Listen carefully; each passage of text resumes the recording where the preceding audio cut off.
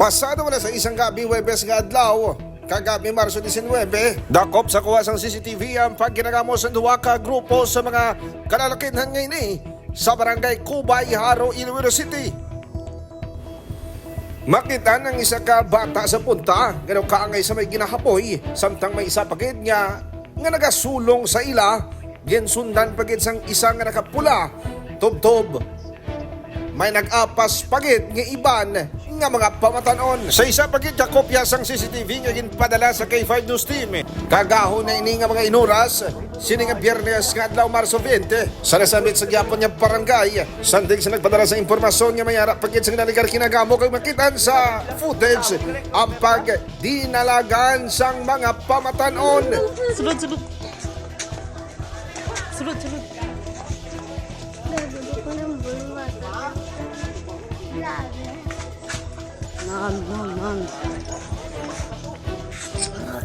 Makitan diri ang paglusong sang mga kabataan niya ini sa ilang kontra. Kag kung hana naman niya maglusong sa ila, sila naman ang nag-aatras. Mayroon sang miyembro sang pamatanon nga may tabon ang ilang itsura.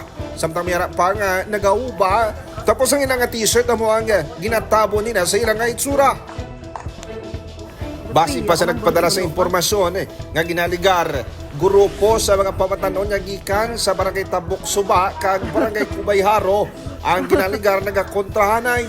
Sa karon ginatinguan pa sa K5 News Team nga makuha ang reaksyon sang natungdan nga mga barangay. Kag para sa K5 Takup, ako naman si K5 Aaron Refoyo, K5 News FM. Ang ginadulong sa inyo sang DTX Coffee Mix. Himo sa natural nga sangka pareho sang amarkuso, chia seeds, sugared cane extract powder. DTX Coffee Mix. Nakakapi ka na, naka-detox ka pa. DTX Coffee Mix. Mabakal sa mga butika.